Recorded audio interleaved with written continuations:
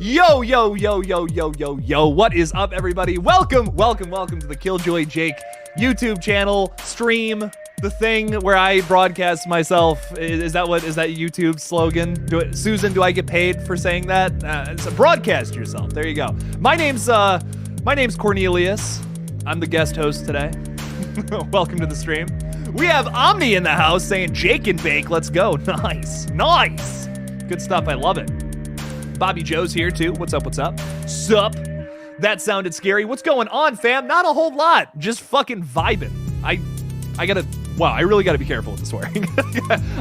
I've been not caring about that recently, and I'm like, dude, I gotta chill with that in the first 5 minutes. Isaiah is here too, but welcome everybody, welcome. Isaiah is saying, hey Jake, going to watch the Last of Us TV show in January. Yeah, I just watched the trailer. Man, that looks good. I am so pumped for that. I don't know. I love those. I've only played the first game. Haven't played the second one yet. I haven't had time. Man, I love how that trailer looks, though. I'll tell you what, the clickers look awesome. There's like that big one at the end, too. There's a lot going on there that I love, so I'm really excited for it. I can't wait. Oh, I'm gonna have to do a video on that at some point.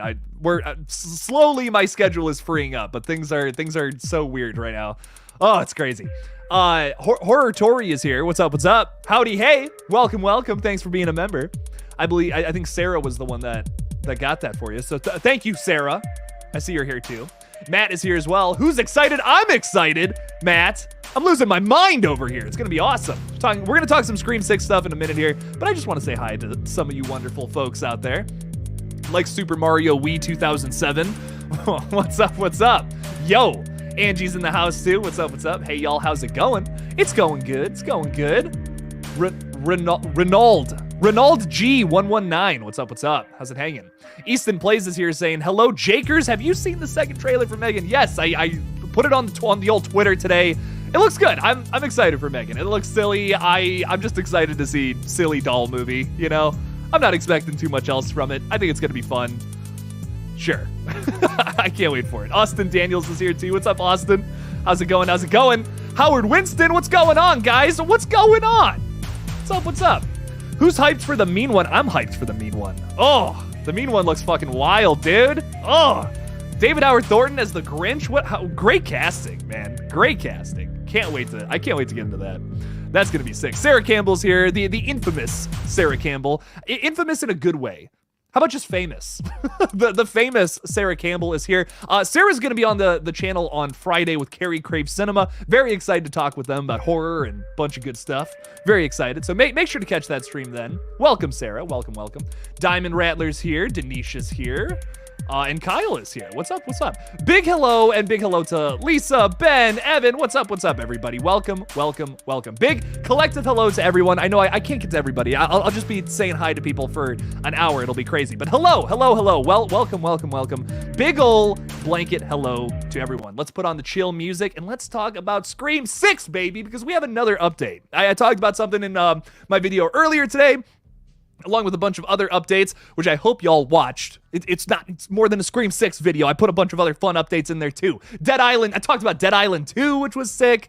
What else did I talk about? I can't even remember. Ghostbusters Afterlife and Stream 2. So I'm really excited for Stream, and then also Scream 6 too. Really good stuff in there. But we have even crazier update from Melissa Barrera herself. She has been giving us some really crazy stuff about the film, and this is kind of just more of that essentially, but it is still interesting to say the least. Barrera, who is being interviewed on her new film Bed Rest, which comes out today on Tubi. It's out. You can watch it for free with ads, like right now. It's kind of cool. She spilled some bloody details on the new Scream film, which is hitting theaters, of course, March 10th of next year. A lot of you already know that, but what you don't know, or maybe you do know this actually, Melissa Barrera had a quote, speaking with Collider. Melissa Barrera said there was a saying on set. Wow, I fucked that up. There was a saying on set because directors Matt Bettinelli-Olpin and Tyler Gillette were always asking for more blood and more sweat. The sweat part really grosses me out about that. Just a side note. They always just wanted more. More blood spritz was the saying because they would just always want more. With the last Scream, they were tiptoeing and trying to be very respectful of what the franchise had been up until that point and keeping their inner gory dreams at bay. I love that. But with this one, they were like, we're going all out. It's potentially 100 times gorier. 100 times gorier? I'm so ready. I'm so ready. What does that even mean? I need to know. Is that an exaggeration? Or like, are we actually like every kill is someone getting ripped apart? I'm excited to see it. I'll tell you that. Now, this isn't the first time Barrera has promised us that there was going to be a lot of blood and gore in this movie.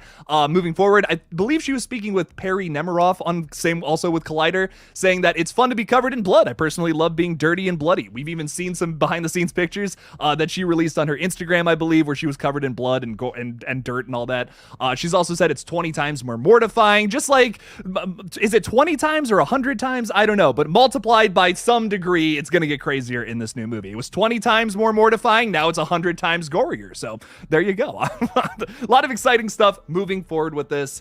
I'm just like, my thing about this is are they being for real right now, or are they just kind of hyping us up? You know what I mean? I feel like they wouldn't be saying all of this if there wasn't a lot of gore in the movie.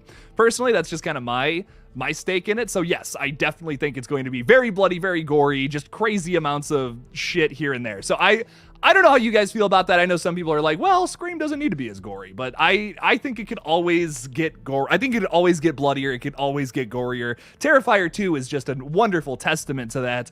But at the same time, I don't want Scream 6 to turn into Terrifier 2. It's got its own thing going on, and I love that about Scream. But I think there's always some more knobs you can always turn up to 11, up to just, you know, maybe like a good 8, you know, maybe like a good 8 on the scale. But if they want to turn it up to 11 too, I'm not complaining. I'd be totally down for that. I think it would work with Scream for them to get bloodier and gorier and crazier. But who knows? We'll have to see. I'm just really excited. I'm just really excited for this movie. Oh, God, it's going to be good. Ben is saying, we are so getting someone chucked in front of a subway train. Listen, Ben. I make this point in like every live stream, but I don't care. I'm going to keep bringing it up because there's a lot of naysayers out there that say we're not getting a train scene. Then bam! Explain this. What's going on here? Is this just, oh, you know, we just found this train somewhere in a back lot or something where we're just going to have all the cast and crew sit around it and chill? No, I think not. Ben, I think you're 100% right there. I think someone's getting chucked in front of a train, or we're going to have a chase through a train and then someone's getting chucked out the back of it onto the rails. Maybe they break their neck or something really awful like that. I don't know, man. You never know. You never know what's going to happen. So, Ben, I want some crazy shit happening. I think that would be sick. Tori is speaking the truth, saying, side note, guys, 58 people in the chat, but only 18 likes. That's not how you sound, Tori. That's how I sound, because that's how I sound when I say shit like that. I don't know. But Tori makes a really good point. Go ahead, like the stream. Why not? I guess. Or dislike it. Maybe you're just really annoyed by me. Go ahead. I don't care. Like it, I guess. Do it, please. Lego Yoda with an iconic death noise is saying, honestly, peeps, I love gore and all the fun stuff, but I don't want Ghostface to turn to Art the Clown. I do agree with you there, though. There's like, you know, I want it to be bloody and gory and crazy, and I think they can turn that dial up, but I don't want it to turn into the, like, where we're laughing at it, like with Art the Clown. Like, Terrifier 2 is inherently a silly film because of that. It's so outrageous, it's so over the top with its gore. It's funny for that reason, and I love it for that, but I don't think Scream needs to go into that kind of territory. Like, I want some realistic gore, sure, but it doesn't need to go that far.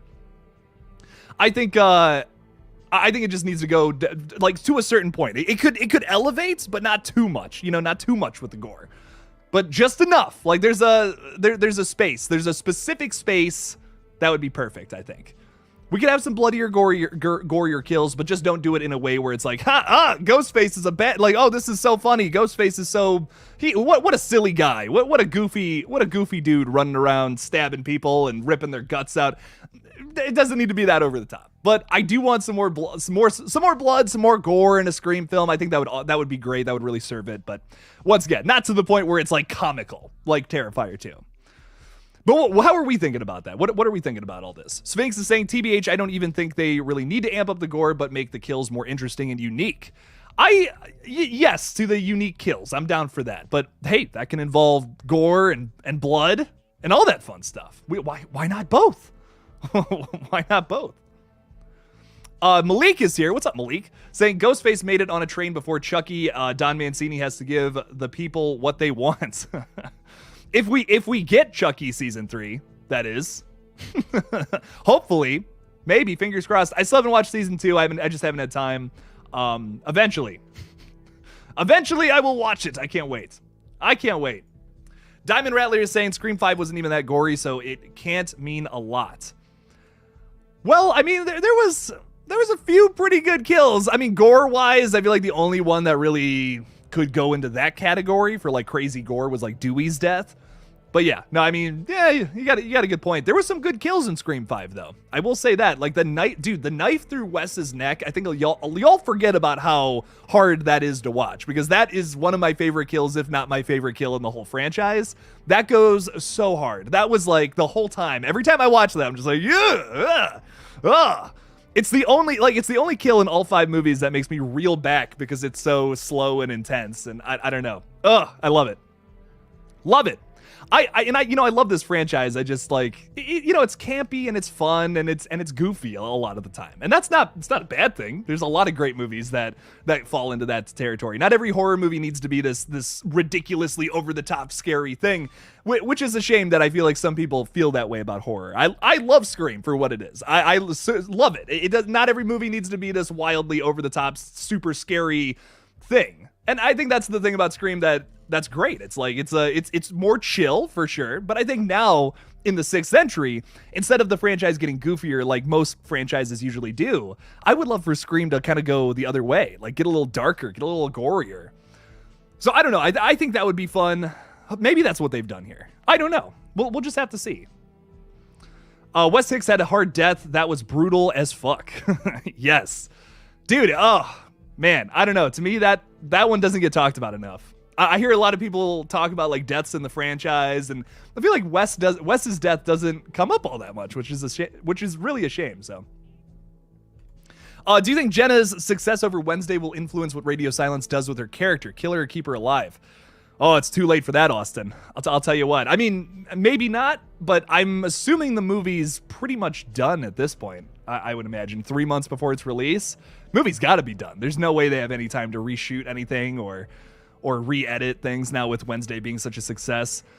I will say this though, I could see her being like she's got a lot going. Like she has had so much this year that is driving her into this like massive star power. I could totally see her opting out to not do Scream 7 because of how successful she's been, which is honestly half the reason why I think she's either going to die or somehow just not be in the next one. I don't know. I don't know. I would love for her to keep being in these movies. That'd be awesome. But I do feel like she's gonna start getting more into like bigger like A-list projects now moving forward, which is a shame. It unfortunately happens to the best in the horror genre, but it's just like usually the way things go, which makes me sad. Which really makes me sad. This usually happens with directors, though, is something funny that I've noticed. Like I can't remember his name for the life of me, but the director of this movie called Lights Out, which I love. I think it's a really underrated movie that not too many people talk about. It's your jump scare fest. So like it's not for everybody. I get it. David F. Sandberg. Though this guy goes and makes this movie and it's awesome. Like I think it's kick-ass. Like it's probably one of the better movies from 2016 for sure. But then he also directed Annabelle Creation the next year, which is even better. Probably my favorite Conjuring universe movie.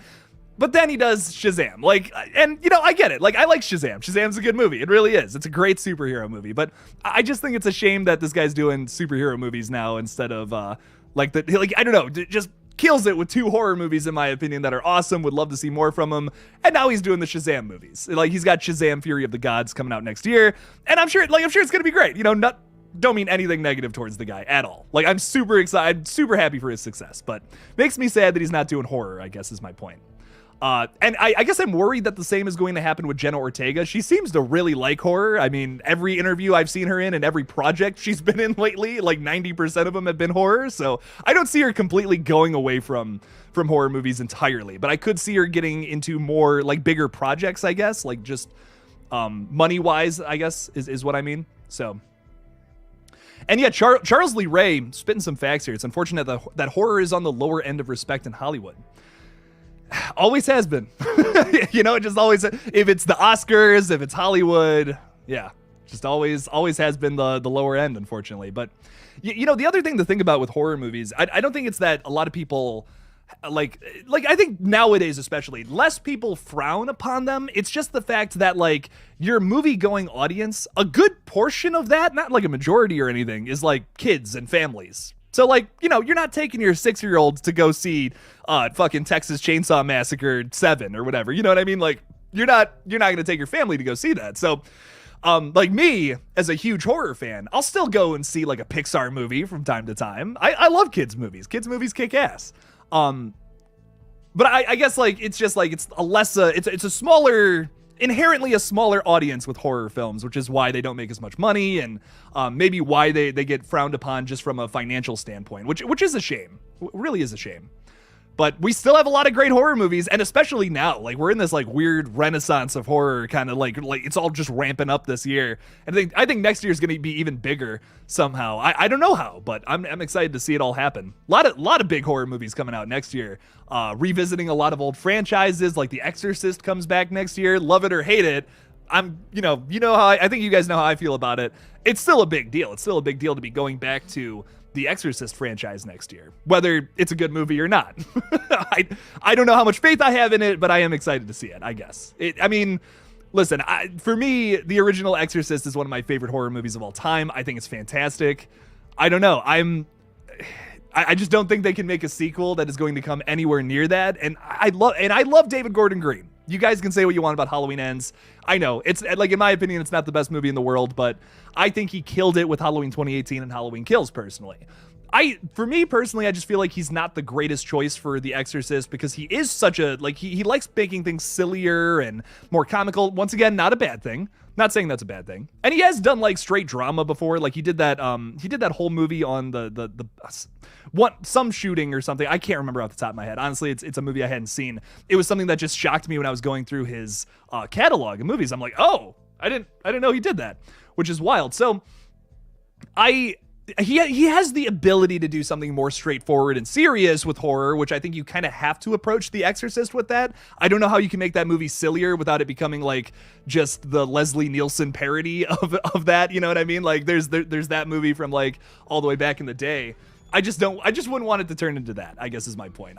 The Exorcist kind of has to be a little more straightforward, but I'm still excited to see it. Regardless, this is a Scream 6 stream, right? I almost forgot. Okay, let's stay on track. Mitchell Kaufman is saying Stu's alive. I don't know why, but I have a gut feeling now that he is back. You know, Mitchell, I can't say one way or the other on that. I think I wouldn't mind Stu coming back. You know, I mean, and once again, I think a lot of people just immediately hear this idea and they just shut it down. But don't forget, this was the original plan for the original trilogy. This is what Kevin Williamson had in mind from the get-go with Scream 3. He wanted to have all the people who died apparently at the end come back to life, and they're all working for Stu. Like that was how the trilogy was going to wrap up. Roman was not going to be a killer. I think that if they want to resurrect that idea now and do it a little differently, you have a lot of explaining to do in Stu's villain speech in the third act. But it's not, I wouldn't say it's improbable. I mean, these guys are massive Scream fanboys. Of course they know about that. Like, they absolutely know that was the original plan for Scream 3. You can't tell me they just don't know that.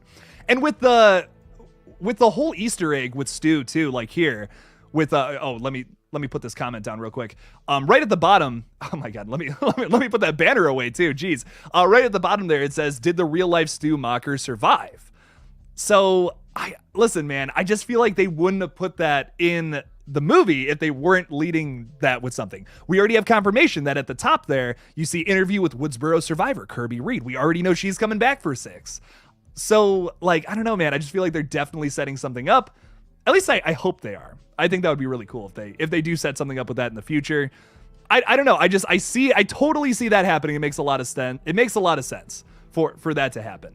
And let's talk about this too, because this is another criticism of it that I'm so excited to talk about. Well, that was an 80-pound TV that fell in Stu's face, must have left a mark. Interesting that you say that. So yes, like it would have left a mark. Absolutely. His face has got to be all messed up if he comes back.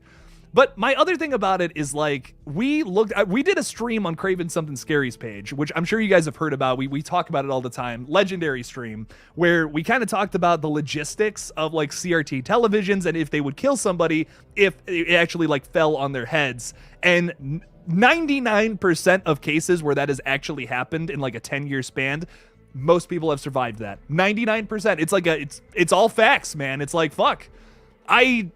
I totally see it happening. I could totally see that coming back at some point in the future. So I don't know. I guess that's why, like, it's one of those things where I'm not like, this needs to happen. You know, it doesn't need to happen. Like, Stu does not need to come back for these movies to be good. It doesn't. He doesn't need to. But if it does happen, I'll be into it because I think there's enough evidence there for all of this to work. So I don't know.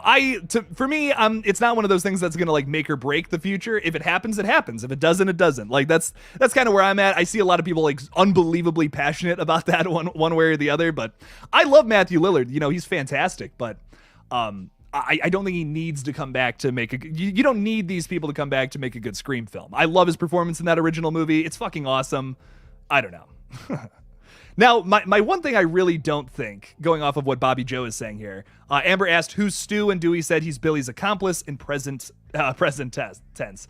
I don't think Stu had anything to do with the events of Scream 5, honestly. Maybe through Reddit he had like inspired people to go and start killing again as Ghostface, maybe, but I don't think he was actually involved. Like, I know a lot of people say that Stu killed Dewey and all that, but I just, at this point, that would retcon stuff from Scream 5, and they wouldn't do that to themselves.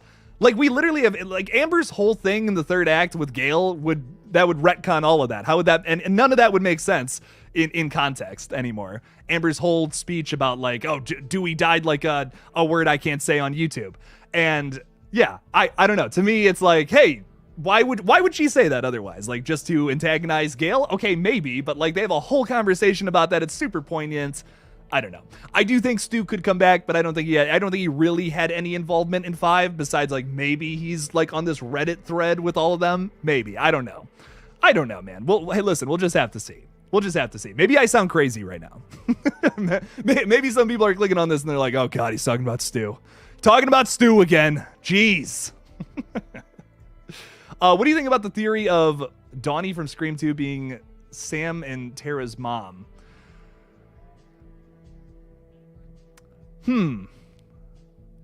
So, like, it would have to be someone from Scream 1, right? Because, like, it's Billy's the dad, right? So, like, you know what's really interesting about that is if you go back and watch Scream 1, I remember there's this scene in the video store, like, specifically, where Billy Loomis is talking to a bunch of girls. It's something I've caught, like, later on. Like, it was maybe, like, you know, something like a couple years ago, I think I noticed this for the first time, where I'm just like, oh my God, like Billy Loomis was hitting on all these girls and all that. Like, there's so many clear indications that he was the killer in that movie. He's like, just the idea that he's a bad guy. There's so many little indications of that, little tiny things for both Stu and Billy throughout that entire film. And that was one of those things. It's like, he's literally like doing all this shady shit. He's not super great to Sydney. He says some pretty nasty and creepy things to her. And then we also see him hitting on some girls at the video store, which I'm like, that's a really nice little detail. Never noticed that before. That's pretty, that was really cool when I saw that for the first time, and you really start critically thinking about it. So I'm sure, like, maybe one of those girls is Sam's mom. Who knows? I genuinely don't think we're going to meet her in this film, though. I think a lot of people are like, oh yeah, Christina Carpenter and Leslie Mocker. They are both characters that got just name dropped a couple of times in the last movie. I really don't know. I don't know if they're going to get like full-on character development and all that, especially without no knowledge of anybody being cast in those roles. I don't know. I don't think Christina is going to be in this new film. But Jalen is throwing $5 in there. Thank you so much, Jalen. I really appreciate the support. Saying, I'm really curious to see who is scoring the film. Brian Tyler was working on Mario for a bit. I did not know that about Brian Tyler. Was working on Mario for a bit, so I wonder if someone else is working on Scream instead.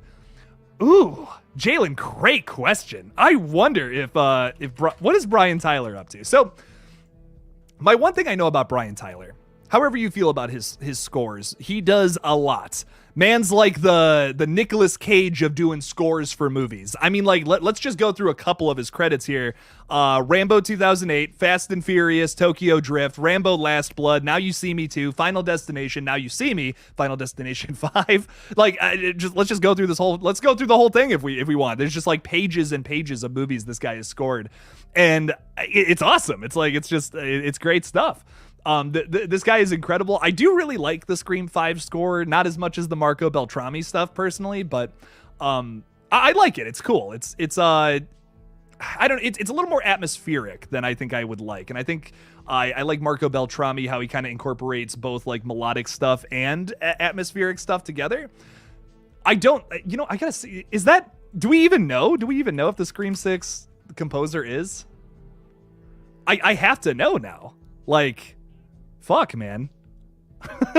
This is actually like killing me. I'm like, damn, I don't know who's doing the music. Oh, gotta know. Yeah, I don't think anything is known about that. Okay, interesting. Wow, I am very that's a really underrated aspect of just movies in general is music, sound effects, score. That is so important. That is so important to a good movie, good horror especially. I would say sound is almost more important than visuals in horror. Like if something doesn't hit right with the sound, it's not gonna scare you as much. Jump scares are like 90% sound and 10% visual. I personally I would argue that. So whoever's doing the music, I hope it's someone who's like, yes, this is all reliable. This is going to be good. Obviously, I would love Marco Beltrami. That would be awesome. That would be sick. I think Colin Stetson would do a really good score for Scream. He did Hereditary score and also the new Texas Chainsaw from earlier this year. Say what you want about that film. The score was pretty fucking awesome. I love it. But, dude, great question, Jalen. I am so curious to find out who's doing the music. I have to know. I have to know now. Good stuff. Hollywood Guy's throwing $5 in there too. Thank you so much, Hollywood Guy. You're a Hollywood guy. Saying, Jake, this is way out there. But can Jamie Kennedy have survived also? And maybe we have Stu and Jamie as legacy killers if they are alive. So here's what I'll say about this that I think is really interesting. I have always wanted to see a Randy character become the killer in these movies.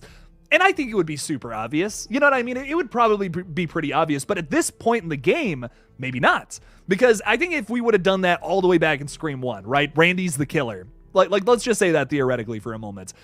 It would have been kind of like, okay, like, yeah, I totally saw him coming. Wasn't that big of a twist. He's been talking about horror movies the whole time. He knows the ins and outs. You know, he's literally given the fucking rules at Stu's house. That's a huge iconic scene from that original movie. But I think it would be cool to do that now in like the 6th or 7th film where it's like whoever the Randy-esque character is, have them be Ghostface. Because they're always like a safe bet. They're always a good character now. That's kind of how the character has evolved throughout a lot of these movies.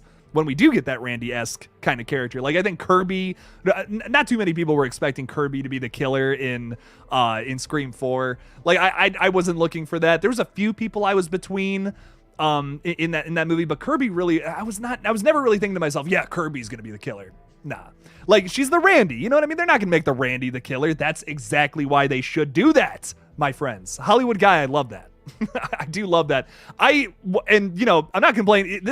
I feel the same way about Stu, you know, Randy, Billy, any of them. If they come back in any capacity, it's just going to be really cool to see those iconic characters on screen again in whatever way, shape, or form. But it's not a necessity. It's not like we need this to happen. We don't need that to happen. They can make a good movie without other characters from past films. It's possible, but if it does happen, I'll be like, hey, that's really cool. That's really cool. And if it's done well too, that's just a bonus. So if something like that happens, I'd be down. Hollywood Guide, thank you so much for the $5. I do really appreciate that. Thank you. What else do we got here? What else? Carrie, I haven't said hello to you, by the way. Well, Carrie, let's get a good question from you. Let's get that going. Carrie is here, everybody. What's up, Carrie? Welcome. What if we are surprised with Beltrami returning for Scream 6? Well, that's the next thing I'm going to look up because I'm curious what Marco Beltrami's up to because I don't know off the top of my head. I wonder what else he's doing. What is this guy? What is the old guy doing? Not to say that he's old. I mean, the guy's killing it. This dude's insane. I mean, he scored No Exit from earlier this year. Okay, that was pretty good. I don't know if you guys saw No Exit. I wasn't like huge on it, but it was good. Don't forget, he did do the Fear Street movies last year, which excellent fucking score. He did a great job, especially with Fear Street Part 2, in my opinion. Kind of recreating like the Harry Manfredini vibe in that one, which I liked. That was really cool. He did Venom: Let There Be Carnage. I did not know that either. Wow. Okay. Pretty cool. So he doesn't have too much going on in 2023. He's confirmed to be doing the score for a movie called Plane, but that's about it. So maybe, totally possible. And we're probably at that phase in the edit, right?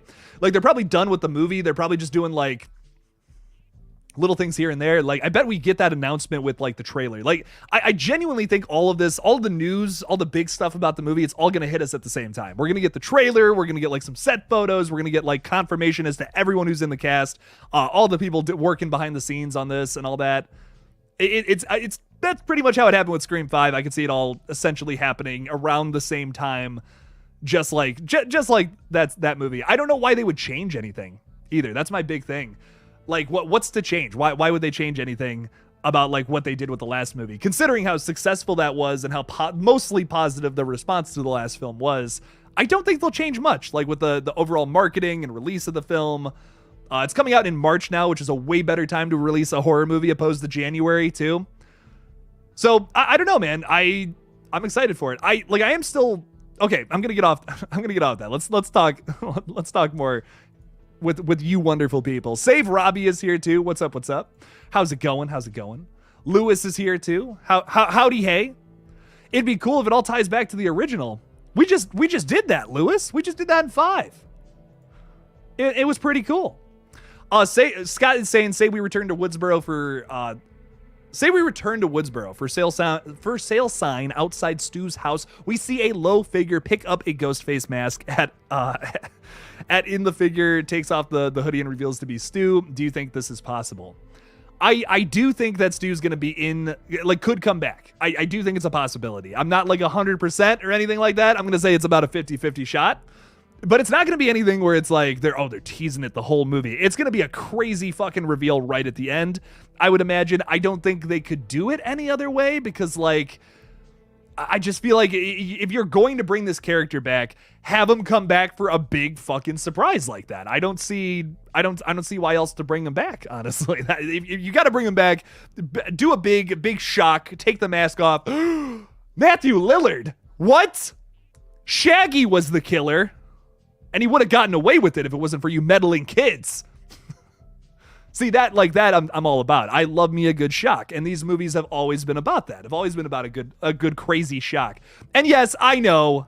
Put your tinfoil hats on, everybody. Because I'm sounding crazy today. But that's just the mood I'm in.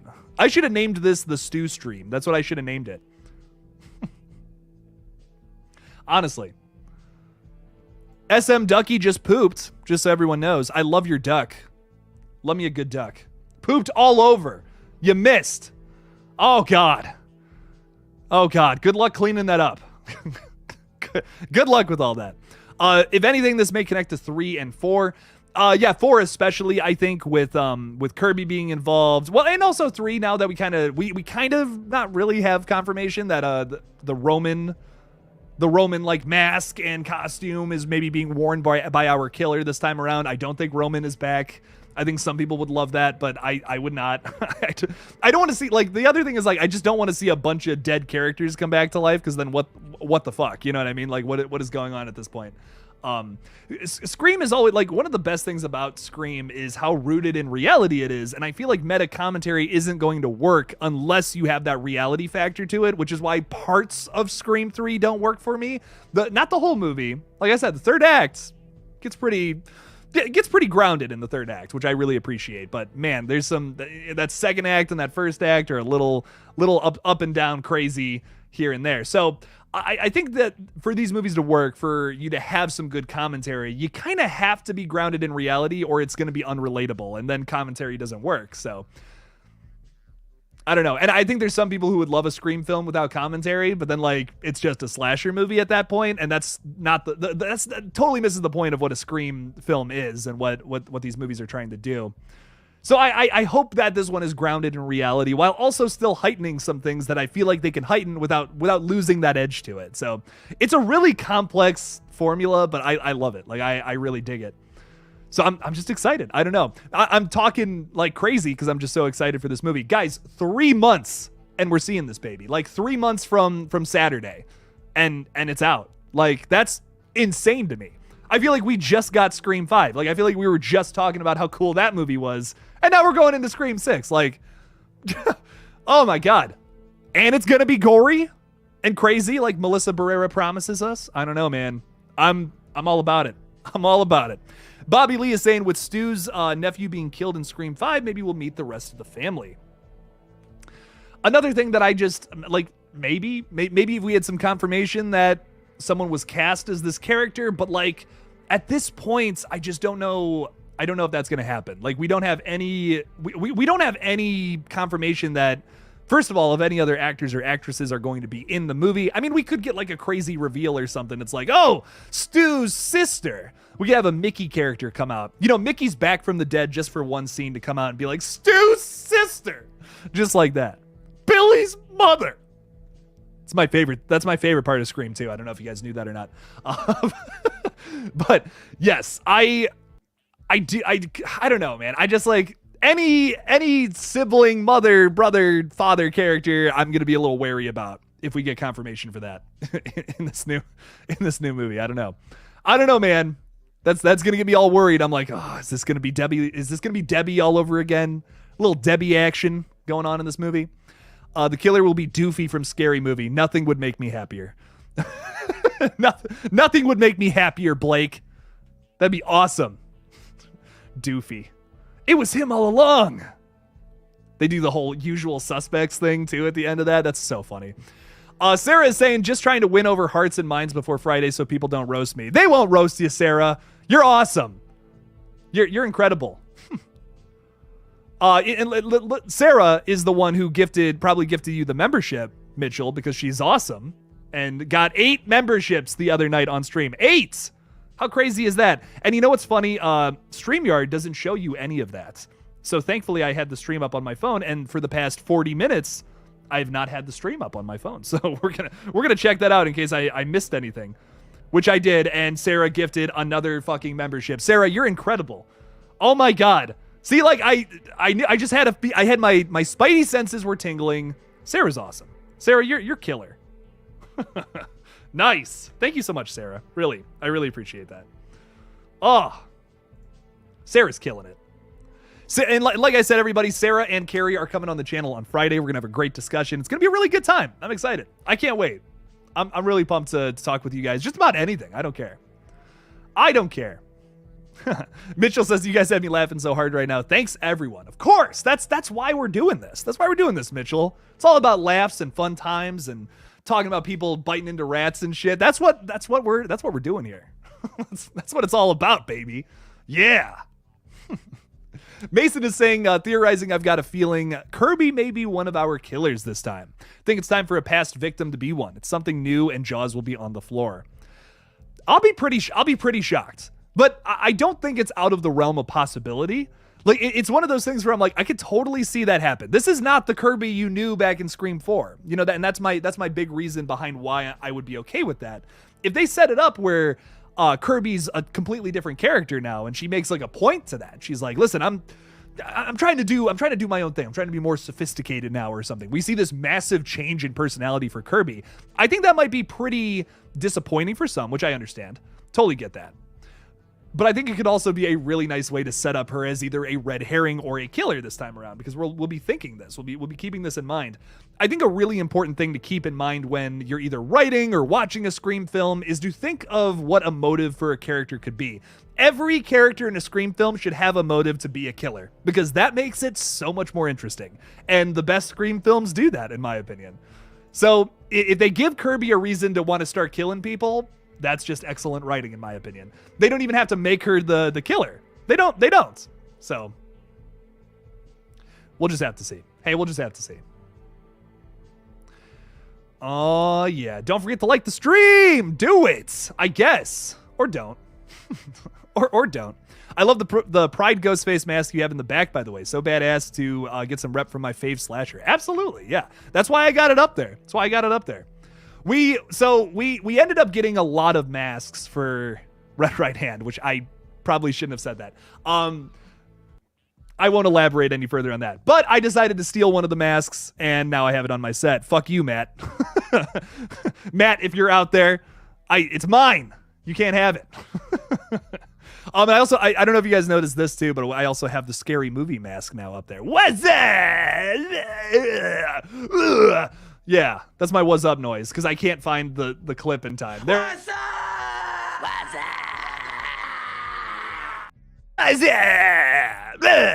Love it. If you press the like button, Jake will in fact eat a rat. This is 100% true.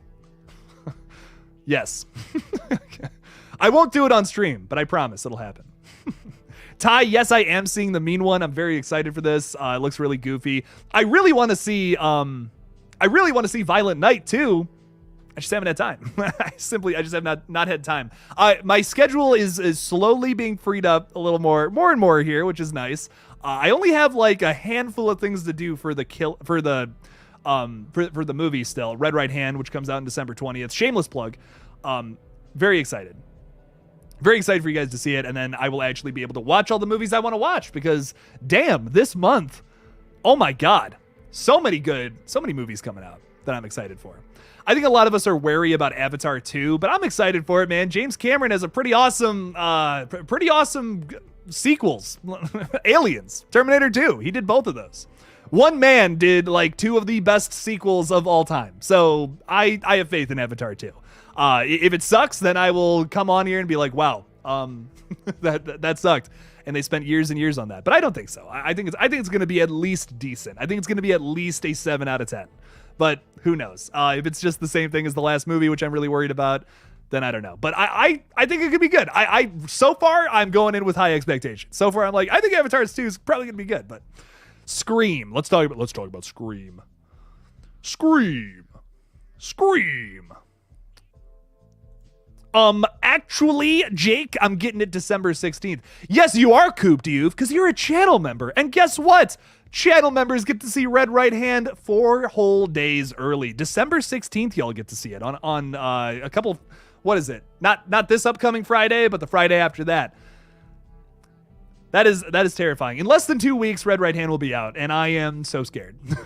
I am so scared to release it. It is something else. It's wild. I'm excited for you guys to know. If you keep putting something in the chat, we get it. We got it. There's a reason I'm not clicking on it. Yeah, let's just get past it. One thing you can always count on with an Avatar film is the visuals will be off the charts. Yeah, no, you're absolutely right. Like that's the one thing that I know is going to be great about it. Like the visuals are going to be stunning. So I'm like, yeah, at least that's going to be good. But I'm just hoping I don't know. I'm just really hoping the overall plot is also great too. But okay, everybody, I'm seeing a lot of people. So John Smith is recommending The Stepfather to me, and I have something to tell you guys because going back to a stream we did a little while ago, I had said, guys, I've never seen this movie called Joyride, and everyone, like the chat exploded when I said that. People were like, dude, you've never seen Joyride? It's so good. And I'm like, it's one of those movies where I keep seeing it pop up and I just never go and watch it. I watched it the other night. Anthony from Child of the Corn messaged me and was like, dude, watch Joyride. It is so good. And I'm a changed man after watching that film. That movie goes so hard.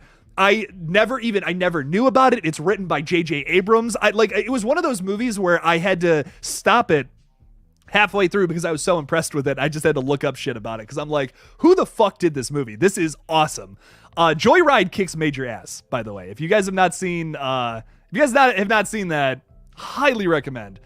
Oh, it is so good. Yeah, Joyride with Paul Walker and Steve Zahn. I don't know who that is, but Paul Walker's crazy in it. He kind of plays an asshole, but like he does it really well. He does a great job.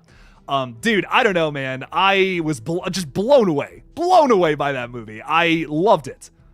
Absolutely loved it. It was sick. Slasher in Suits is here. What's up? How's it going, man? Welcome to the stream. Nice stream, like Randy said. The body count has got to be higher. Yes! Randy even said it, baby. Your core audience just expects it. There you go. Crazy. There's my nerdy quotes. There's my nerdy quote for the day.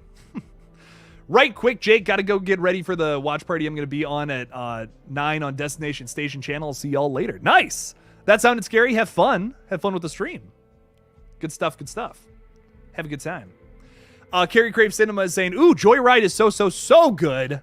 Good. Yeah, sorry, I almost mispronounced that. A thrill ride. Yes, it was. I don't even want to say anything about it. It's one of those movies you gotta just go in blind, watch it, and you'll fucking dig it. Like, man. I'm so sad I hadn't seen that movie earlier. Like, I loved everything about that film. So well written, so tense. Oh, I don't know. White Lotus Aaron is saying, since Michael Myers disappointed us by not eating a rat in the sewers, I know. Maybe Ghostface will do us the honor and munch on a rat in the subway. Listen. The one thing I was disappointed with in Halloween Ends, the only thing, maybe the only thing, okay, well, there's other things, but the one thing I was disappointed in is Michael Myers didn't bite into a rat. Man's living in the sewers. What's he eating down there? What is he going to the grocery store? He's just casually walking in there? Come on.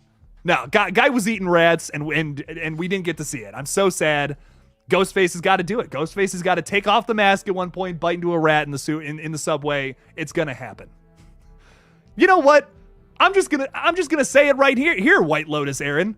I guarantee you that a Ghostface is gonna bite into a rat. I guarantee it.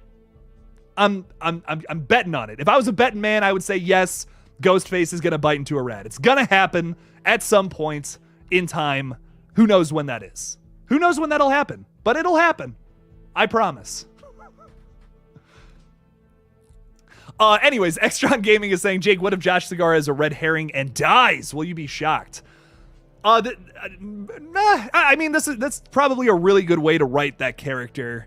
If they're not making Josh Segarra the killer, then yes, absolutely make him a red herring, like 100%. I feel like that's the only way you can go with this character. Whoever he's playing, the guy's played a villain in the past. We know that. Where horror fans and movie, TV show fans, whatever, are going to this thing and kind of expecting that from certain characters. Like actors who have played villains in the past, obviously they're going to be a red herring from the get-go. So you got to either play into that or make them the killer, one or the other. So I'm personally all about that. If they want to make Josh Segarra a red herring and then die, that would be pretty cool. Josh Segarra is probably one of the more obvious ones, which I think is why I'm not leaning towards him as a killer. I think that's why I've been like maybe more kind of like, okay, maybe it's like Dermot Mulroney. Maybe it's Samara Weaving. I don't know. I'm not 100% sure. I feel like Josh Segarra is the one that's probably the most obvious because he's played probably the most like, oh yeah, like that's he's played a kill. His big role is he's played a villain in Arrow. So I don't know, man. I feel like he's a little too obvious. So make him a red herring is what I like personally what I think they should do. Howard Winston is here too. What's up, Howard?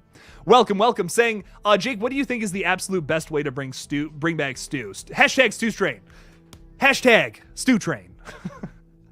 I would say, man, like this is honestly tough because like we don't have any confirmation that 7 is actually happening, right? Like we have no confirmation that 7 is going to happen, but it's probably going to happen, right? Like 7 is probably, yeah, it's going to happen. I would personally save Stu until the end of like my trilogy. Like, let's say if I was Radio Silence, if I was in their shoes and I'm planning out a trilogy, I'm like, okay, I want to set up, some pretty standard killers in the first one. Let's have this be, let's come back to Scream. This is like the step back to that. Step back to reality with Scream. That's what Scream 5 was, and that's okay. I love it for that. I think they did a really good job not only respecting what came before it, but also trying to do something a little bit new. Maybe not so much on that last part, but they did a pretty good job with Scream 5. I enjoyed it. It's a solid 8 out of 10 in my book. I really like it. But what I would do now is like with that movie, we're reestablishing the franchise. Okay, Scream is back, baby. 6, I go as dark as fucking possible. Like as dark as you can make that thing without turning it into like something like Hostel. That's what I do for 6. With 7, then we bring it all back. We bring it all back to the beginning, make it feel like a little more screamy than the last entry. And then that's when we bring back Stu at the end of 7. And it's like this big thing. And he's like, I was in charge of the whole thing. That's not what Stu sounds like, but I would want something like that, essentially. Which is why I don't think he's going to be in the next movie. But now with all these pictures of people wearing past victims' robes and masks and all that, I'm like, dude, that could actually totally be the case here. So who knows? I also, and that kind of goes back to what I was saying to start that whole little tangent off, is we don't know if 7's going to happen or not. Like it probably is because this next movie's definitely going to make money, but we have no confirmation. So if they're going to do a duology, let's just say theoretically they're going to do 5 and 6. That's it. Yes, I can see the last thing that they do to bring back Stu and then wrap it all together, make it all connect. There you go. Okay, that's cool. I'm down for that. I think that could be, I don't know. I think that could be cool personally. I'd be down to bring him back and be like, I actually had my fingers in all of the Ghostface killers who have just killed your friends and family in the past 2 movies. Haha. Yeah, that could be fun. Sure. I'm down for that. I fucking love Scream. Yes, I'm right there with you. Just Hawk 15. I feel it. Love it. Valerie Janowski is here too. What's up, Valerie? Welcome to the stream. The General is in the house. Hats off to you. Malik is here saying, do you think franchises like Alien and Hellraiser planning on doing movies and shows simultaneously can potentially mess up lore or what's canon? Wow, I have some thoughts about Hellraiser's lore. Or what's canon if the show and films do different things. Well, with Hellraiser specifically, I'm gonna be honest with you, they can do whatever the fuck they want. Like, I am just like with Hellraiser, just go ahead, do whatever the fuck you want. The Hellraiser sequels past like 3 have already messed that whole thing up that I don't even care. Like, whatever you want to do with Hellraiser, I'm in. Like, if you want to go to space again, you want to go to the center of the damn earth, I don't care. Like, if we get something Hellraiser, I'm open to it. I'm not expecting anything huge from it or whatever, but I think it's gonna be cool. Yeah, that's kind of my thing about that. Alien though is a little more definitive with the lore. I would say probably.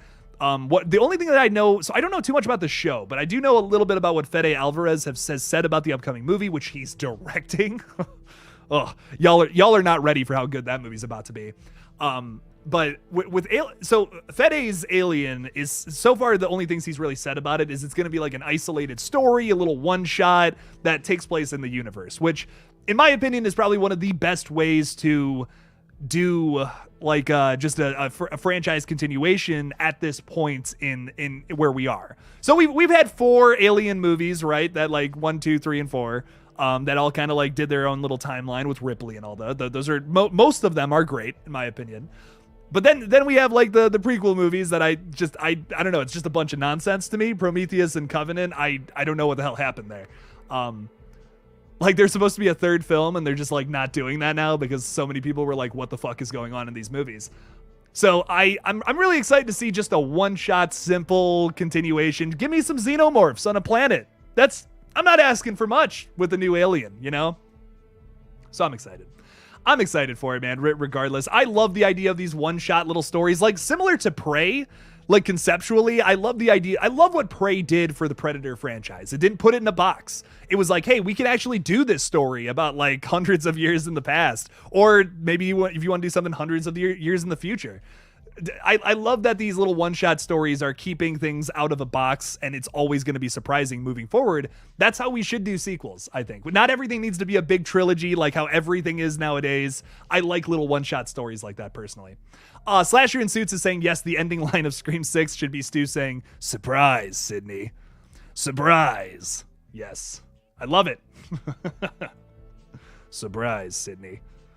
I can't stop. Once I start doing the voice, I can't stop. The guy who did the voice, Blake, who did the voice lines for Red Right Hand, just knocked it out of the park. This guy can do just a perfect Roger L. Jackson impression. Oh my God. Just listening to that over the course of the past couple of weeks has been just a treat, by the way. Blake Early, massive shout out to him. Jimmy Marksbury is saying, what's up, Jake? Love your channel and can't wait to see your new film. I love you too, Jimmy. Did I say James? Jimmy Marksbury. What's up, Jimmy? Thank you. I'm really excited for you to see as well. Also would love to see Ghostface throw someone in front of a subway train in 6. Yes, Jimmy. Hell yeah. Thank you for the $5. I really appreciate the support. Dude, listen. Here's what I'll say, Jimmy. If it does, like, and I'm sorry. Some people have been here the whole time. They're like, Jake, I get it about the subway. You don't understand. You don't understand how cool this picture is. You don't understand how fucking insane this chase scene is about to go. Like, this might be one of the best chase scenes in the franchise. You can't tell me they got all this stuff going on. We're not going to get interior shots of that and like an exterior shot following someone getting chased by Ghostface on a subway train. Okay, maybe it's just me who's that excited about all this, but I'm like losing my mind over here about all that. Oh, that's gonna be like absolutely bonkers, insane. Maybe one of the best chases of the franchise. So excited for that. Someone's either getting, like, in my opinion, someone is definitely either getting thrown out the back or thrown in front of a subway car. It's gonna be one or the other. So I don't know, man. I'm so excited. I am so pumped. Jimmy, thanks for the $5. I really appreciate it. Yes. It's going to happen. Marcus is here. What's up, Marcus? How's it going? Saying, what's up, bro? It's been a minute. I hope all is well. I think Scream 6 will be an homage to Halloween Kills with the violence. What say you? I like that. I really like that. That's pretty sick. I could see them doing that because I feel like they didn't do that in the last movie as much. Like, we still had the requel commentary. It was there. But, like, the big requel right now, especially, is, like, the new Halloween movies. Is like Halloween Kills, Halloween Ends. We gotta talk about that in Scream 6. There is so much going on with Halloween Ends and everything behind all that. Obviously, you know, they wrote this script probably back last year, maybe even the year before. But, man, if they do a Scream 7, they have to talk about everything going on with requels right now. How people are feeling about them, how there's, like, some negative connotations with them. So yes, I would say if this is going to comment on anything, it's yes, Halloween Kills would be a great one to talk about. I think that would be awesome personally. I don't know. I'm all about that. I think that would be pretty sick. Marcus, we got to get on a stream sometime. We got to make that happen. It's been a minute. It's been a fat minute, dog. We got to make it happen. Hell yeah. What else do we got? What else do we got here? Mitchell is saying, did anyone see the cool intro someone made for Scream 6, where it has someone being killed, then the logo for Scream 6 comes up, and then it plays the song in New York where dreams are made of? I have not seen that. I saw, so Joshua Chiselet, who is a filmmaker, made that little fake Scream 6 trailer, and then was like, oh, hey, we're doing a fan film, too. He is a super nice guy. I got to talk with him recently. I won't say why. Just a little one of those. I won't say why. But he's super nice guy. I really hope he gets to make something. I don't think he was able to get funded unless I haven't been updated on that recently. But I do hope he gets to make his short. I'm really excited for it. What I know about it seems really sick. And he featured my video talking about him in the little Kickstarter video, which I thought was really cool. So that was awesome. That was some good stuff. Logan C is saying, bro, what's up? I love seeing your channel grow. You deserve it. Thank you so much, Logan. I appreciate it. Hasn't really grown recently because I have not had any time to make videos or anything. But regardless, I appreciate it, Logan. Thank you. Thank you so much. I've only Jake's like I usually get a decent amount of subscribers in a month, and I got like 200 last month, which is I usually do a little better than that, but I couldn't make videos, I couldn't do streams. I was a busy guy last month. But moving forward with this, now that I'm not really working on the movie as much, it's like I said, it's in the real editor's hands. I'll have a much more.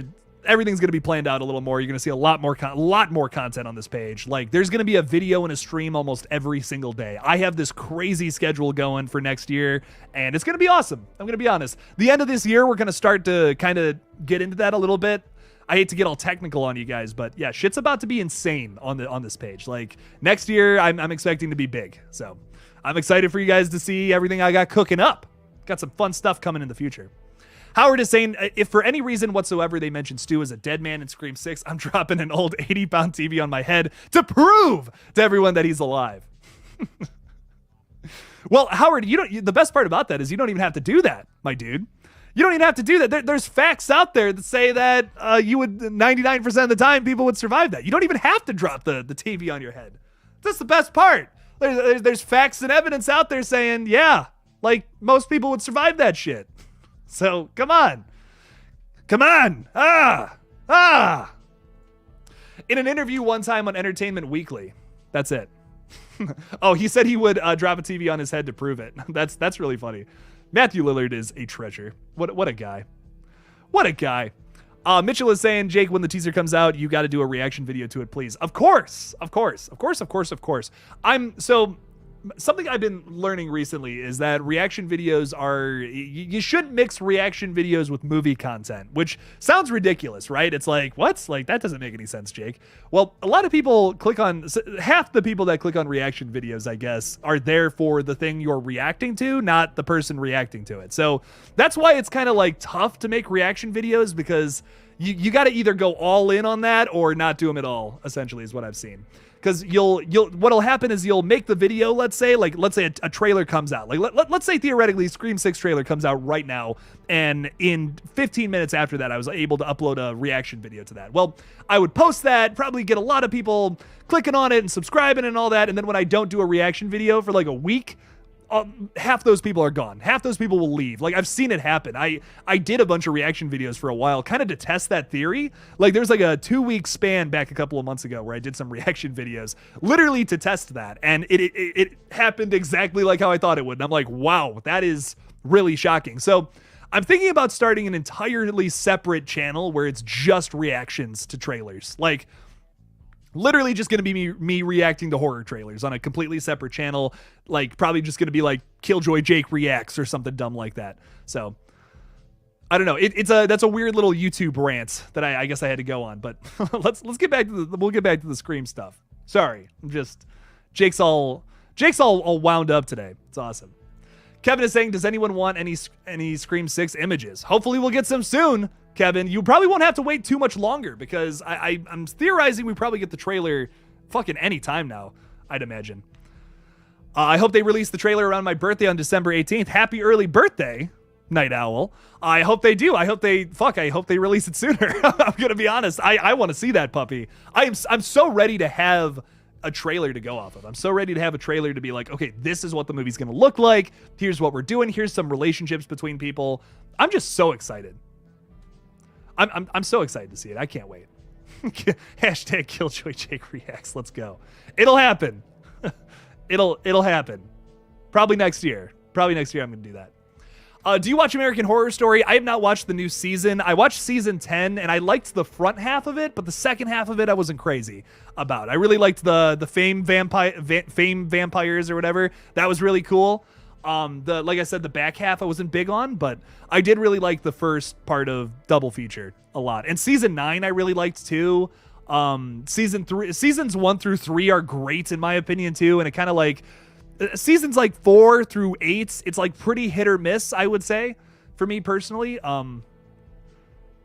But I love seasons 1 through 3 and 9 and some of 10. I haven't watched season 11 yet. I hear it's pretty good. American Horror Stories is pretty fantastic too. I really do like that. That's also kind of hit or miss for me, but yeah, I don't know. It's just how I feel about it. Slasher in Suits is saying, you seeing the Mean One tomorrow? I'm stoked on how the Grinch is being played by David. Yeah, I wonder, they got to have movie times for that tomorrow. So I know it was limited theaters, but I'm kind of curious. I'll have to look that up after the stream. But yes, I will absolutely. I really want to see it. I love David Howard Thornton, and the trailer for it looks completely totally bonkers and insane. So I'm excited. I'm really excited to see it. I think it's going to be a lot of fun and very silly. So Slasher in Suits, yes, I'm very down for that. Noak420 is saying the new season of AHS is terrible. I know nothing about it. Like, I know absolutely nothing. The only thing I've seen is like just a few posters and stuff. It's like people in like black leather and all that. I'm assuming it's going to get a little kinky this season. So I feel like that's an understatement. I feel like people are hearing that and they're like, oh, you have no idea, my dude. So I don't know. I give every AHS season a chance because some of them are good.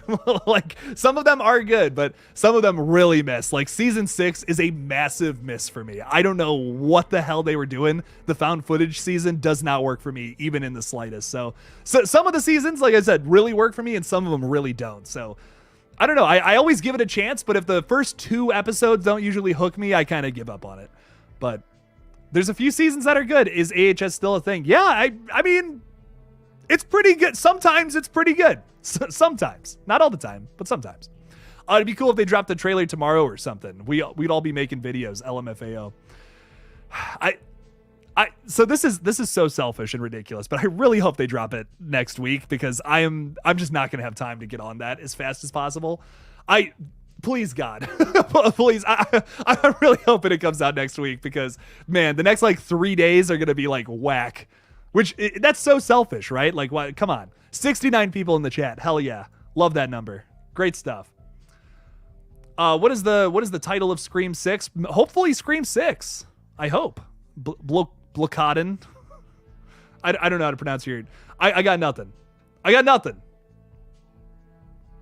I got nothing. I think it's going to be Scream 6, though. We've seen some images that say, like, Scream, and there's, like, a V and an I in the M, which is pretty sick. I don't think I have anything loaded up ready to go, but I have seen that before, and I think that would be pretty sick. I'm down for that over Scream 2.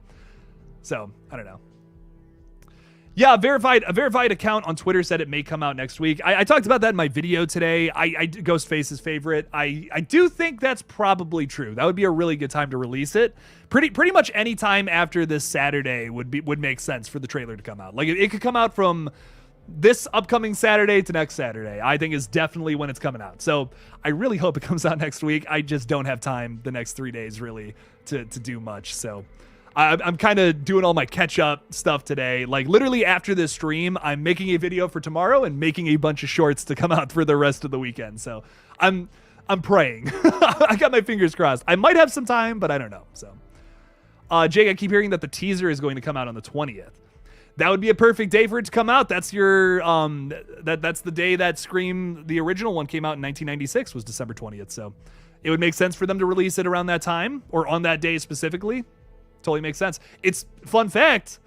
You guys already know this, but it's why we're releasing Red Right Hand on that day. Are you guys getting sick of me saying that like at every opportunity I have?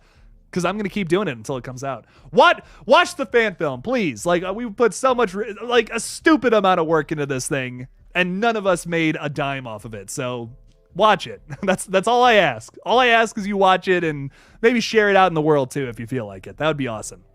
Do you think Scream 6's motive will be another ripped from an unused script motive or mirror a similar motive like 5 did? So, like, 5's motive is different enough for me where I'm like, yeah, that works. It's not the same thing. And I think it comes from a... Like the big thing about it is, like, Richie and Amber were not seeking fame. They were not like, listen, we want to be the people in charge of the next Stab movie. Like, I feel like with Jill and Charlie, Jill was trying to just get famous and be this, like, crazy influencer by killing all of her loved ones. She was totally, like, total psychopath, but it was different enough. Like, specifically with Richie and Amber, they were huge Stab fans. Like, they specifically wanted to give Hollywood ideas for the next Stab movie. So that's different in my mind. That's very different. Like, yes, similar. I see the connection there, but I think you can also make the argument that Screams 1, 2, and 3 are all similar motives too. So, I don't know. Those three motives to me are way more similar than Screams 4 and 5 personally, just because all three of those motives boiled, like the first 3 movies motives boil down to revenge, essentially, for something else that happened in the past. So, that I don't know. To me, I like Screams 4 and 5's motives probably the best from the whole franchise, just because it's not the same old. It's something different. I don't know. Just my crazy opinion. But what I think about this is Scream 6's motive, I think it's going to be just something brand new, like something we haven't seen before for the franchise, which I've talked about plenty of times. There are so many different reasons to kill people. Like, you can come up with an infinite amount of reasons for a character to want to go out there and kill somebody. And something I was talking about earlier on this stream is I think every character in a Scream movie should have a reason to want to kill people, because we want to be constantly going left and thinking this character, that character, the other character. You don't want to be dead set on one character the whole movie. You want to constantly be looking back and forth at all the characters. Oh, this character could want to kill somebody. I could see that happening. Oh, well, now this character's being kind of sus. What's up with that? You got it. Wes Craven said in an interview, like, to paraphrase, of course, it's like you always want to be jumping from character to character when you're doing a little murder mystery like this. You constantly want to be focusing. You constantly want the attention to go on different characters all the time when it comes to a movie like this for a good mystery to work. And I totally agree with that. That's why that original Scream works so well. It's so obviously Billy Loomis in the original Scream. Like, go back and watch. You probably have. If you're watching this stream, of course you have. If you go back and watch that movie, it is so obviously Billy Loomis. But they do such a good job at redirecting the attention onto all of the other characters throughout the runtime that you kind of start to question it as the runtime goes on. It's so obvious to the point where it's not. It's like, okay, yeah, they're clearly so obviously Billy. It's not him. And then you're like, oh, maybe it is her dad. Oh, maybe it is Randy. Maybe it is Stu. And then you find out it's 2 killers and it's Billy and Stu. And you're like, oh, what? Wild. Love it. Love it. Love it, love it, love it, love it, baby. Let's go. NBC Saturday Night Live, like the actual confirmed account, no, I'm kidding, saying, I would love if they introduced Corey Cunningham in Scream 6 and we follow him the whole time. Who's with me? Oh, crickets. No, I'm totally kidding. I'm kidding. No, that's really funny. NBC's Saturday Night Live. That's very funny. I don't know, man. Goddamn. This, like, can you imagine if they put out a Scream movie where it was all about like a completely different killer this time around? Like, they don't even dress up as Ghostface. There's just some guy in a Ghostface costume wallowing in the sewer. Like, I don't know, man. It just would not work. Five's motive was good, but the way they played it out was shit. Elaborate, Bobby Joe. I'm curious how you feel about it. Me personally, I liked it. I feel like they didn't go into it as much as they possibly could, though. That's probably my one criticism for it was I felt like they could have done more with that concept. And it kind of just like there's a point in the third act where I'm like, yeah, they're trying to pay homage to the Billy and Stu scene from the original in the kitchen. Like there's a point where I'm like, yeah, they're just trying to do that again. You know what I mean? That was really my only problem with the third act and the presentation of it all is like, yeah, they're, it's in the kitchen again. They force all the characters into the kitchen. It's like, yeah, they're totally just they're totally just doing that. So I don't know. I guess my thing for the third act is I just wish it's like too much. It's paying too much of an homage to that original film to the point like it's not plagiarism territory like Halloween Ends is, but it's close. It's unfortunately close, but I think it's different enough because the motive's so different, because you have more characters involved. There's a lot more going on in that third act too, I would argue, which I don't necessarily think is a good or bad thing. I think it's just all right. I like it. Amber and Richie were so damn whiny in the movie and they just didn't add enough to it. I mean, like, whiny? Like, are we talking like Anakin Skywalker whiny? I don't know, man. Like, Amber to me is like just fucking crazy, like just batshit crazy. Richie's a little more controlled crazy, which to me, I don't know. To me personally, I just feel like that's the best way to write a lead killer and a sidekick. You know what I mean? Is like, yeah. I don't know. I guess it's not for everybody, but I liked it. Scream 5 is equal as Scream 2 to me. They are the best. You still like it though? Oh, okay, Bobby Joe. Hell yeah. All right. Cool. I dig it. Mitchell is saying, TBH, I feel like the reason why no one liked 5, okay, a lot of people liked 5, but some people didn't, was because they killed Dewey. I mean, I didn't like it at first, but then it totally grew on me.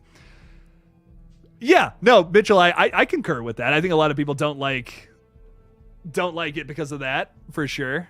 I don't know, man. For me, maybe I'm weird. Maybe I'm just a weird, odd duck.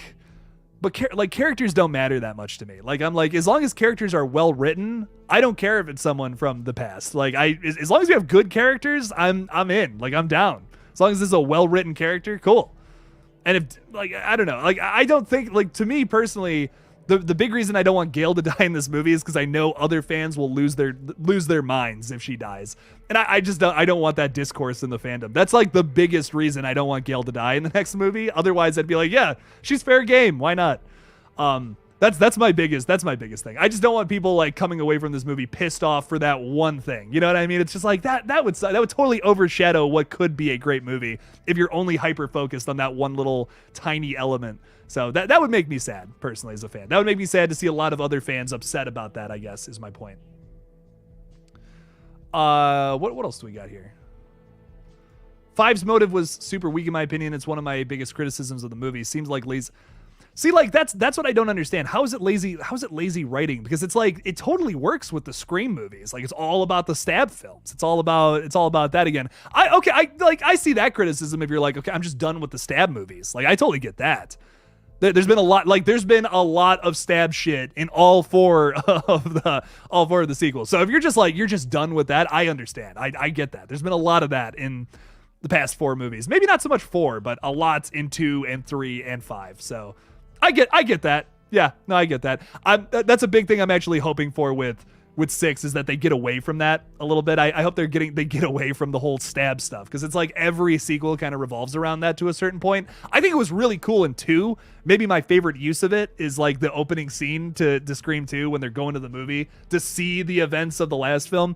Fucking fantastic. Awesome. But now it's a little played out. So I get that. I feel that. I don't necessarily 100% agree with that, because I feel like every time they've approached it, it's been different, which I appreciate. But Because if it was like the same thing over and over again, I'd agree with you. I'd be like, dude, this, like, if we're, let's say theoretically in Scream 5, they're filming Stab 8 and we were on the set of it somehow, like they're filming in Woodsboro and we're on the set again, I'd be like, this is just Scream 3 again. I'd be pretty upset with that. That would be that's lazy writing in my opinion, because they could have just done something original. But I would argue that all 4 of the sequels approach the Stab stuff in a different way, which is why I'm okay with it. But I get that criticism though. I think Zach Cherry did a great video talking about that, if I remember correctly. Been a minute since I've seen that, but he kind of talked a little bit about how the next movie really needs to get away from that, because every movie has done something with the Stab films. And so I totally get that. Like, honestly, if that's how you feel about it, I totally get it. It's a lot. It's a lot of stab. A lot of stabbing. What's your favorite Scream motive ever? Like, easily 4. Easily the fourth movie is probably my favorite motive. Like, Jill is so much more complex than I want to be famous. It's so much more than that. And that's what I appreciated the most. Her plan is so intricate and so fucked up and so cold. Like, it's not like, oh, this was like a genius, well-written motive or anything like that. It's just so evil. Like, she's the most evil Ghostface in my opinion. I don't know. I think to kill your own family to get famous is like so fucked up in my opinion. That just hits a nerve for me. Really underrated aspect to that film. She's not my favorite Ghostface, but she's up there. I'll say that. I think she has the craziest motive, which crazy equals really good to me. I love a good crazy motive. I love a good crazy character too. Especially, and like the other thing about Jill that really sells it for me is she, like, when Sydney's in the room with her, she acts just a little nicer. Like, go back and watch that film again with that in mind. Like, just watch the scene specifically where she's in the room with Sydney. She's just a little, oh, hi, oh my God, Sydney, hello. Yeah, she's just a little nicer in those scenes, and it is so fucked up in retrospect. When that second watch of that film, you watch the first time, it's great. You watch it the second time, you just see the evil from Jill and how just a crazy psychotic manipulator she is. I don't know. She is, like, to me, one of the most underrated characters in the whole franchise. I love Jill. She's awesome. That's on it. Like, I love Stu, don't get me wrong, but if any character should come back or like lead a whole trilogy with a killer to survive, it should have been Jill. I don't know why they wanted to change that ending for the end of 4 for Jill to, like, I think the original ending for 4 was her just getting wheeled out and, like, she survives and everyone thinks she saved the day from the killers. To me, that is just so fucking awesome. I don't know. That would have been like a crazy jaw drop moment for me. They shouldn't have added that hospital scene at the end. It's so good. It's so good. And then that hospital scene's just a little too corny for me. I still like Jill's death is still really well done. Still, even with all that being said. But man, could you imagine that ending scene with her, like, with all the flashing lights and all that? That's how the movie ends. You're just like, what? Like, oh my God, is Sydney dead? What the fuck? Like, this is crazy. I don't know, man. I wish they would have done the original plan for 4, 5, and 6, man. As much as I'm loving these new movies, I wish we would have gotten that and then gotten Radio Silence's movies. So I could go on and on about that all day. Like, I know a lot of people are sad that they didn't stick to the original Scream 3 script, which would have been really cool too. Don't get me wrong, but that's the thing I'm probably the most sad about that they didn't end up doing in the franchise. That makes me sad. So, okay, well, here we go. Hang on. Now I'm like, oh, now the cogs are turning in the old brain. Going back to what we were talking about a little while ago, about how they're going to revisit things from the past and maybe resurrect old ideas. What do you think about them resurrecting that idea? About having a killer who survives at the end and, like, is getting wheeled away and lives only to come back into the sequel to be challenged, like, essentially. I would love that. Like, that to me is the idea I hope they bring back for 6 leading into oh, excuse me. Oh my God. I gotta stop drinking these. Don't drink these. I'm not gonna show you what it is, but man, don't drink energy drinks. Just don't do it. Unless you're like me who doesn't sleep. I don't have time for sleep, but that's the idea I hope they resurrect from the past, is bringing back is having a killer live and move into the next movie. That would be insane. Jake, that's possible. I know it is possible. Why don't It's such a cool idea too. Not every Scream movie needs to end happily, I would argue. You can, and that's the thing. You can have a movie with a happy tone, and it's like, oh, these characters are so fun to hang out with, and then sometimes they get murdered, and then, you know, that all leads up to a big thing at the end. You can do that with a dark ending too. I would argue that X's ending is a pretty dark ending. Like, most of the people die in that movie. You get one person that gets away. But it's not all, you know, it's kind of like the Texas Chainsaw Massacre ending. Is that really a happy ending? She gets away, but she's screaming in pain, and the last thing we see is the killer dancing around with a chainsaw. Is that a happy ending? I don't know. I don't know if that's a happy ending or not. So I'm all about a dark ending in the Scream franchise. It's always like so happy. It's always like, yeah, everyone's fine. You know, Dewey's always almost always giving the thumbs up at the end. Wow, that's sad. Too soon? Maybe. But give me a dark ending, baby. Make it happen. Make it happen. All right, Jake's gonna go for 8 more minutes, and then I gotta get going on a bunch of stuff because, man, I got a lot to do tonight, and then I gotta wake up early tomorrow because my advice to all of you wonderful people out there in the chat is don't make a movie for $5,000. Don't do it, because you'll be working every day of your life on it, and then you'll be like, my God, I just want one day where I can eat a bunch of Doritos and play video games. Just one day. Just all I'm asking. One day. So let's answer some questions, and then I think I got to peace out here in a few minutes. Night Owl is saying, if you could prevent a death from each Scream movie, who would you save in each movie? Wow. That's a good question. So from the first film, Tatum, but even though that's like my favorite kill, she's a great character though. If I could keep one of the characters, Tatum. From 2, easily Randy. From 3, oh, that's tough. I mean, like, I don't know. Maybe Sarah Darling. I don't know. There's not too many characters I care that much about for in Scream 3 that die. I'm gonna skip Scream 3. Scream 4, probably. That's also tough. I think Olivia's an underrated character. Maybe I'd save her. Yeah, I'm gonna go Olivia. Fuck it. Kirby's alive. I would go Kirby if Kirby was dead, but I'm gonna go Olivia. And for 5, who dies that I'm sad about? Dewey. Easily Dewey. Easily Dewey from 5. Yeah. Yeah, so I'm gonna go. That's my answer, Night Owl. I like that though. I like that a lot. That's some good stuff. Jake, don't drink energy drink. Also, Jake finishes the 5th can. You've only seen 1 can, Howard. You only saw 1.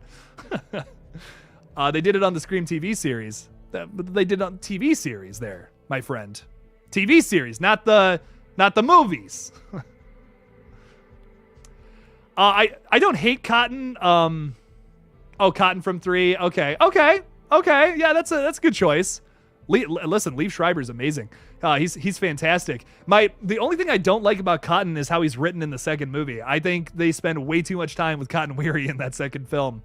Like, there's a 30-minute gap in Scream 2 where just no deaths happen, and it is all about making Cotton Weary suspicious. Like, they spend so much time trying to make you think, oh man, Cotton Weary's the killer this time around. He was all innocent in the last movie, but now he's gonna be the killer. No, he's not. No, that did not have me fooled for a minute. They spent way too much time on that.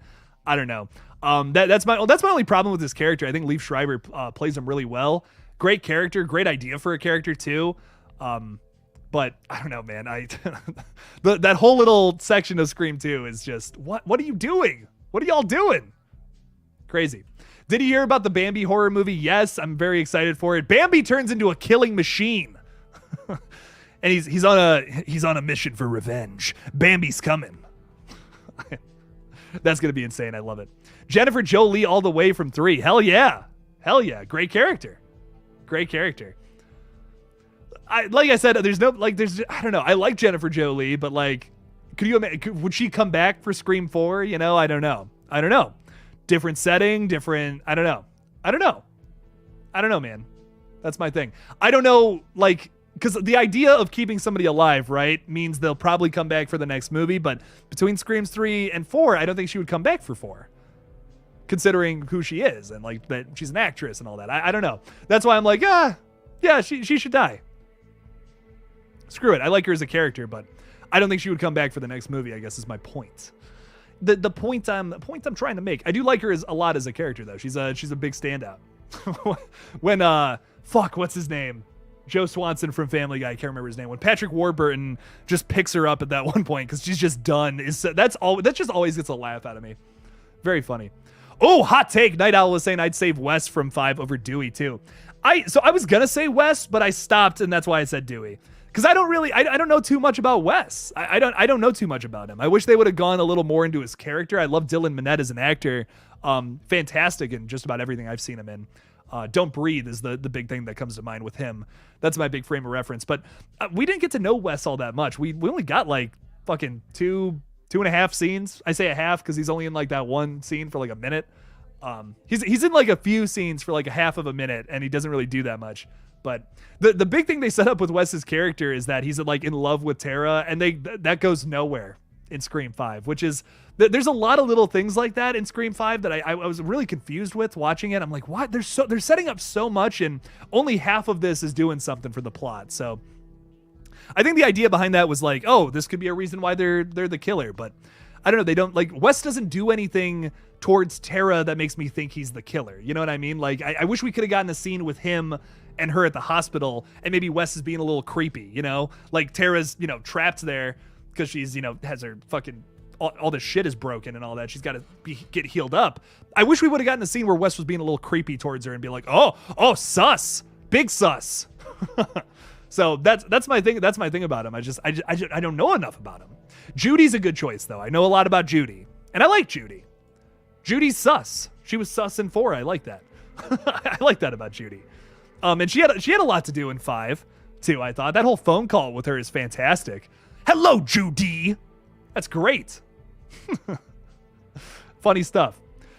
And can I just say for a minute with Roger L. Jackson in Scream 5, this is probably a hot take, but it's probably his best performance as Ghostface. I fucking love every phone call we get with Ghostface in Scream 5. Like every single one is something really unique and something memorable from it that is just so, oh my God, this is awesome. I love when he's talking to Sydney, like at the end too, and she's like, that's kind of repetitive. Like you're one of the worst ones of them all and all that. And he's like, wait, before she hangs up the phone, I'm bored. Wait. I love that. Oh God. Roger was just on some shit with that last movie. Like man just killed it with Scream 5. I can't wait to hear his performance in this next one.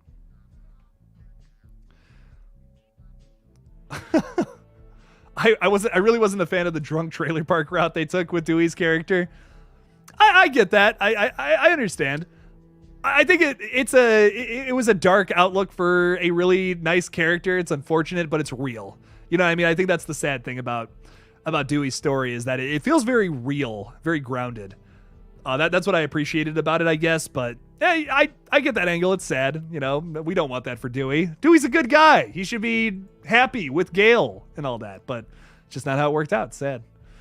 It's really, really sad for the character. But like once again, like I'm glad this franchise stays rooted in reality. That's a big thing for me. Like I just feel like you can't do a slasher with meta commentary and not be somehow rooted in reality. And that's part of it for me. Like the fact that they do that for some of their characters. Even like Gale Weathers, for instance, I would say is not in like the best situation. Like yes, you can look at it from the outside and be like, well, dude, she's got her own morning show. Like of course she's in the best situation, but she's not happy. I would argue she just lost the love of her life, essentially. And things were weird between her and Dewey, but the last conversation we got between Gale and Dewey was all about how Dewey, we could have made this work and all that. And then Dewey was just like, no, I belong in Woodsboro and all that. I'm a lone wolf, Gale. I got to do this by myself and all that. So like, I don't know. To me, that's like, it's very sad for both of these characters. I feel like they're both in like a weird, not all that great, not all that bad situation, I mean, Dewey's is definitely a worse situation for sure, but Gale's situation is not 100%,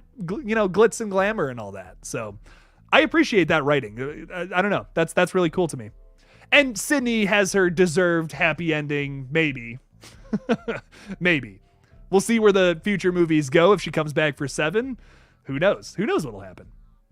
Jazz is saying Jenna will be Ghostface at one point. Ooh! Jenna Ortega is Ghostface. How would they pull that off in this new movie? Yeah, I'm not against one of the core 4 becoming Ghostface. I'm really not. I don't know if they could do that with the Carpenter sisters, though. I don't know, man. I don't know if they could do that with them. But maybe one of the Meeks Martin twins I could see becoming Ghostface or being some kind of accomplice, something. I'm down for that. I'm down. That would be sick. Extron, there's a big difference between Jason Lives meta humor and commentary. But it was meta, but horror movies, but it was not set in reality because Jason is a supernatural zombie. But I get it. Scream is based in realism. But do you see how those two things are different though? Because like Jason Lives is so meta and so over the top that it's funny. Scream is so over the top and so crazy. How do I put this? Like, you're supposed to be laughing at Jason Lives. Kevin Williamson doesn't want you to be laughing all the time with Scream. Like, he wants you to be a little scared because the horror from Scream comes from the fact that these characters are familiar with horror films and they know their ways around. They're like, listen, we know that you can't have sex during a horror movie. You can't drink during a horror movie. There's certain things you just can't do. But then they still die. Like, that's what's scary about it to me. Even if you're someone who claims to know everything about horror movies, you can still die in a Scream movie, which I think is really conceptually interesting. So that's the difference to me. That's why it just would never. That's why if they go Jason Lives meta humor in Scream, it just wouldn't work. And it's a very fine line not to cross or go under with. Scream 4 it really gets close to that, like where it's like really silly meta, and you're like, man. So there's some moments in that film where I'm just like, man, okay, this is wild. Mr. Journey is saying I'm kind of, oh my God, your profile picture just, I was not expecting that to be that funny. It didn't look like someone puking, but that's hilarious. Mr. Journey is saying I am kind of disappointed that it's taking place on Halloween. Christmas would have been way better. Hey, Seven might take place on Christmas. Maybe that's what they're leading up to. Maybe. Blood stains out in snow. It could lead to an icicle kill. It would fit the release date. Yeah, I totally see what you're saying. Like, Scream in the snow is something that should totally happen. It makes sense. I would love that. I would be so down for that. But I feel like we're kind of leading up to that with Scream 7. If I have any theories as to where 7 is going to go, without even having to see 6 yet, I would say yes. Scream 7 is destined for the snow, and I think your dreams may just come true for 7. I think that would be cool. I mean, think about where Scream 5 was the fall, right? Now we're in late fall with October and spooky season. That's going to be a factor here. What comes next? I mean, like, it's just a natural progression. I feel like that would make a lot of sense. Obviously, it's not like back to back. You know what I mean? Like, Scream 5's not, it's not picking up right where we left off or anything. It's like a year later, essentially. But I see there's that little movement there. I can totally see that happening. Look at the Stranger Things sequels. Not sequels. I mean, seasons. Like, every season takes place during a different season, essentially. So, I mean, it's not something people have done. It's not anything new, I guess is my point. People have done this before. I could totally see that happening. And it would be sick. Do you think it is possible to see Jill in Scream 6 as memory or even alive? Yeah, no, I totally see flashback scenes happening in this one for sure. And now they're going to serve a purpose. Like in the last film, they could have done flashbacks to certain stuff, but they didn't have to. But with this movie, there is reason to do flashbacks. It's the same thing as the last film, though, where they don't have to show us anything. They don't have to show us Kirby getting wheeled into the ambulance or anything like that. They don't have to show us that. But we know now from set photos that there's going to be some kind of connection to the past. So to show us a flashback and to show us that something we have always thought was going to be, we always thought Scream 4 was doing this thing. But what if it was really doing this thing instead? And we see a flashback all the way back to 2011, Kirby being saved, and then something else happens that affects the events of Scream 6. That could be cool. That would make that would give us a reason to show a flashback with Jill back, perhaps. I think that would be great. So yes, I think they could absolutely do flashback Jill, and we could get another scene from Scream 4. That would be really cool in my mind. I'd be down. All right, y'all, I'm peacing out because Jake's tired. I need to get some sleep. Have a merry Scream Christmas. have a merry a Scream holiday season full of Ghostface. You don't want Ghostface coming down your chimney, I guess is what I'm saying. That would be scary as all hell. All right, y'all. I love all you guys. I love hanging out with you guys. I love talking Scream with you dudes. With you dudes and dudettes out there. So I'm going to peace the fuck out, though, because Jake's tired. I have like 3 more hours of work ahead of me. So I'm going to peace out. Love all you guys. Don't forget to kill it out there. You guys all know that. Peace. Love.